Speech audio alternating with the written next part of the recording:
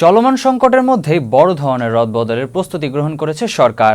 তবে এই রদবদলে 14 দলের শরিকদেরকে মন্ত্রিসভায় অন্তর্ভুক্ত করা হবে এটা মোটামুটি নিশ্চিত। আরও একজন রাজনৈতিক মুখকে মন্ত্রিসভায় নিয়ে আসা হতে পারে বলে একাধিক দায়িত্বশীল সূত্র আভাস দিয়েছে। একাধিক দায়িত্বশীল সূত্র বলছে যে কোনো সময় মন্ত্রিসভার রদবদল হতে পারে। অন্য একটি সূত্র অবশ্য জানিয়েছে সরকার সমস্ত পরিস্থিতি সামাল দিয়ে আগামী সেপ্টেম্বর নাগাদ মন্ত্রিসভার রদবদল করবে। প্রধানমন্ত্রী ইতিমধ্যে বিভিন্ন গুরুত্বপূর্ণ সংস্থা এবং ঘনিষ্ঠদের সাথে মন্ত্রিসভার রদবদল নিয়ে কথা বলেছেন। এ নিয়ে সংকটের মধ্যেই 14 দলের শরিকদের সাথে প্রধানমন্ত্রী দুবার বৈঠক করেছেন।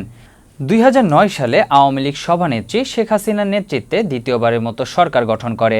সেবার আওয়ামী লীগ তার মহাজোটের সকল শরিকদেরকে মন্ত্রিসভায় অন্তর্ভুক্ত করেছিল। এর আগে 1996 সালে আওয়ামী লীগ জাতীয় ঐক্যমত্যে সরকার গঠন করেছিল। আর 2009 সালে মন্ত্রিসভায় জাতীয় পার্টি থেকে জে.এম. কাদের, সাম্যবাদী দলের দিলীপ বড়ুয়াকে মন্ত্রী করা হয়েছিল। পরবর্তীতে হাসানুল হক ইনু এবং রাশেদ খান মেননও মন্ত্রিসভায় অন্তর্ভুক্ত হয়েছিলেন।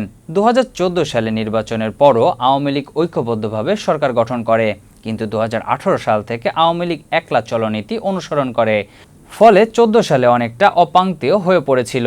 কিন্তু শিক্ষার্থীদের কোটা আন্দোলনের উপর ভর করে স্বাধীনতা বিরোধী জামাত শিবির এবং বিএনপি সরকার উৎখাতের যে সহিংস তৎপরতায় লিপ্ত হয়েছে, সেখান থেকে সরকারের উপলব্ধি হচ্ছে একলা চলার নীতি পরিত্যাগ করতে হবে। আর এই কারণেই মন্ত্রিসভার সম্প্রসারণের বিষয়টি আলোচিত হচ্ছে।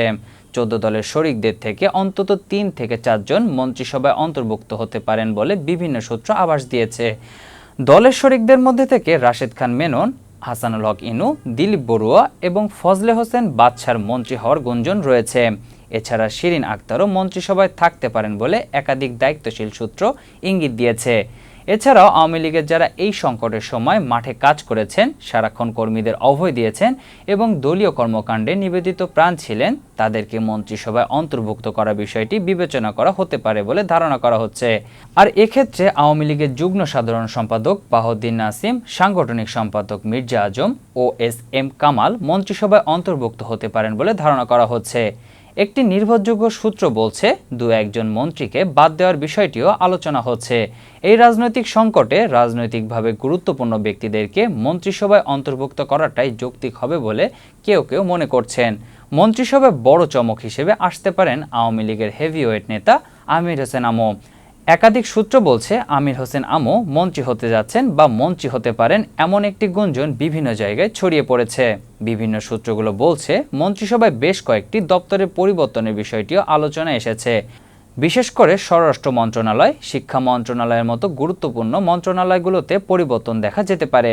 আওয়ামী লীগের উপদেষ্টা মণ্ডলীর সদস্য আমির হোসেন আমুকে স্বরাষ্ট্রমন্ত্রী করা হতে পারে এমন একটি গুঞ্জন আওয়ামী লীগের নীতি নির্ধারক মহলে ছড়িয়ে পড়েছে। মোর নিউজ ডেস্ক রিপোর্ট।